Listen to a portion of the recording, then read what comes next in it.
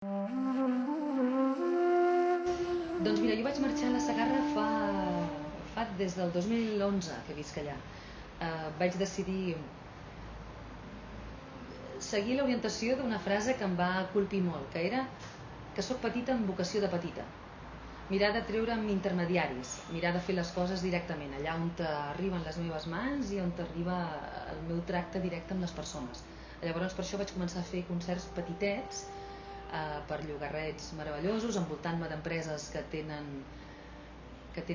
com a orientació el bé comú, no dissociar el propi benefici del dels altres, envoltant-me de gent que té valors i que cuida pel medi ambient, i cantar totes aquestes marques que poden ser l'Olivera, Dalmasses, Pecatum, tots són empreses que treballen de manera conscient.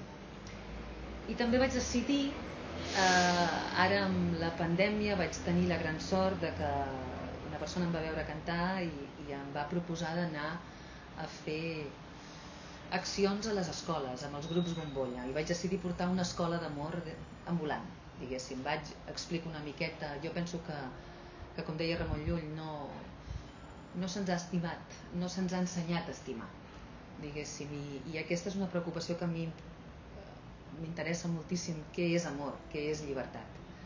Per mi amor és gratuïtat, no és mercadeig, no és t'estimo si fas això i si no fas això no t'estimo, sinó t'estimo perquè sí, perquè ets tu, perquè ets digne de ser estimat, perquè estàs viu. I llibertat no és la llibertat de les passions, no és llibertat de fer el que em dóna la gana, sinó la llibertat de propiciar, doncs això, tenir en compte el meu propi desig, en tant que relacionar-me amb els altres doncs propicia quelcom més creatiu que destructiu. Per a mi això és important. I llavors, aquestes sobretot han sigut més de 57 audicions durant aquests darrers mesos. Sí que la meva proposta era sense màscara, no vull que es normalitzi el fet de que allò que veritablement ens dona sentit, que és el somriure i l'alegria, i ara ho hem de portar tapat, doncs no volia normalitzar-ho de cap manera. Per tant, en espais molt oberts, molt ventilats, els nens emmascarats, fins i tot ho he fet a les 9 del matí a una temperatura d'un fred que pela, tots tapats, i jo fent l'activitat sense màscara, amb la distància i tota la prudència, però sobretot també vetllant per tot aquest element psicològic que crec que ens passarà una factura de deshumanització brutal. I escric com un fangador. Com a territori, la Segarra em dona posar-me en relació una miqueta, em sembla, que amb la vida tal com és també de dura, d'austera, de seca, de rugosa, de difícil, perquè la meva família ve més de les muntanyes regalades, de la Garrotxa i de les aigües i de les grans muntanyes, i de sobte estic a la Segarra, que és el gran héroe de Catalunya, i a més amb tot el que significa, perquè actualment a nivell de pesticides i a nivell de granges de porcs i a nivell de tot això, és un posar-me en relació no només amb la cosa bonica de les zones territorials catalanes que tenen més diners o que tenen un bon gust X, sinó amb aquesta duresa. I m'ha costat, però un cop hi ets a dins, suposo que pel que m'ha costat, me l'estimo com no estimo la meva pròpia terra, la que m'ha tocat. Tot i que també dir-te això, que el meu pare és andalús, que soc radicalment xarnega, vull dir que el meu pare és López García i ma mare és Pujol Surroca, i jo sóc la Lídia. I et dic, la Segarra per mi és això, m'ha costat molt entrar perquè els hiverns són duríssims i amb una boira brutal, i els estius són un infern de calor i de temperaturíssimes altes que sembla que m'hagin d'evaporar la sang de les venes, i alhora té una primavera que crec que és la primavera més bonica de la història de les primaveres, i que Déu segurament viu la primavera a la Segarra. I els tomàquets també se'ls menja de la Segarra, perquè això, quan surt un tomàquet, amb aquella essencialitat i amb aquella duresa d'haver agafat aquell suc, no n'hi ha més de gustós, com les herbes aromàtiques, és realment essencial, la Segarra, sí. Mira, una de les coses que per mi són espectaculars de la Segarra i que he pogut gaudir directament cada any és la descoberta de que el rossinyol, que és el símbol de l'amor incondicional, doncs ho és perquè canta nit i dia. Canta pel sol que anuncia un nou dia pel llevant i canta per totes les coses que el ponent ha soterrat. I llavors, doncs, a més, visc a Cal Verdaguer, que és un dels poemes també de Cal Verdaguer, és el de poeta i fangador soc. I en tot faig feina tan neta que fango com un poeta i escric com un fangador. Aquest és una mica el títol que li vaig posar a l'espectacle de Raimon Pàniker quan vaig fer aquest monogràfic, quan va ser el centenari, que em deia tothom, ostres, però per què l'has dit així? Si el Pàniker no és ni poeta ni fangador. Dic, ja, però és que és la I, la conjunció copulativa, aquella que fecunda la matèria d'esperit i l'esperit de matèria, no? I bueno, m'agrada molt la Segarra en aquest sentit perquè estic envoltada d'ocells que canten nit i dia i que són el que representen simbòlicament aquest tret tan català nostre que és la cançó del rossinyol, que no és més una cançó que parla d'abusos, evidentment, però amb aquest anhel d'infinit, de llançar el colom i que vinguin a ajudar-te. Això ho he descobert allò, això. Concerts a les 4 de la matinada de rossinyols quadrafònics que em venen per tot arreu, els tinc allà a dir, bestial. Mira, Cecilia va néixer l'any 48 i va morir amb 27 anys l'any 76, un any després del dictador. Era família d'un militar franquista retirat després de la guerra, evidentment, del bando vencedor, i llavors es converteix en persona de confiança, secretari personal del dictador, i a posteriori el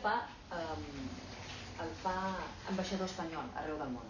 I llavors ell, amb tota la seva família, se'n van a viatjar, i ella és educada a l'estranger i educada en democràcies. Per tant, a més, influenciadíssima pel Bob Dylan, sobretot pel Bob Dylan, poeta Joan Baez.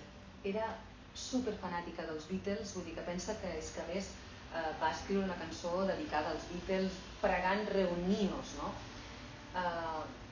Evidentment, l'espiritualitat que tots tenim, doncs en aquell moment era radicalment amb una connivència amb l'Estat, i per tant Església i Estat estaven oferint un no espai per l'espiritualitat, i els Beatles li ofereixen amb ella una sortida espiritual a través de les traduccions del Joan Mascaró dels Vedes, que precisament va traduir després Pàniker i que és el treball que he fet a posteriori, i en el qual vaig intercalar algunes cançons i textos dels Vedes amb algunes de les cançons de Cecília.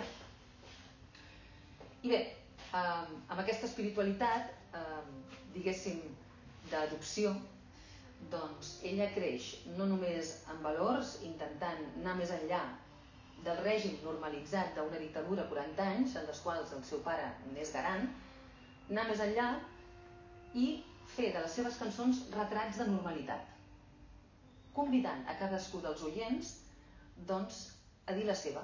Ella deia, yo no hago canciones protesta, yo hago y digo lo que pienso, y yo no soy nadie para decirle al otro lo que tiene que pensar o hacer. Vull dir que cada uno mire por sus propios ojos y decida si la normalidad que está viendo es saludable, le gusta, o es enfermiza, no le gusta, o quiere decir alguna cosa. Aquí el que ella està fent és amablement convidant, si vols, a despertar, i si no, és una tria la teva, no? Vull dir, realment, ara mateix se'ns està oferint una vida en la qual la pantalla és un intermediari absolut. Per tant, no mirem la vida pels nostres propis ulls. Per exemple, ella fa una denúncia d'això amb la cançó Cíclope, que parla dels mitjans de comunicació com aquest monstre d'un sol ull, la mirada plana, que redueix la realitat i la repeteix i d'alguna manera crea alguna cosa limitat.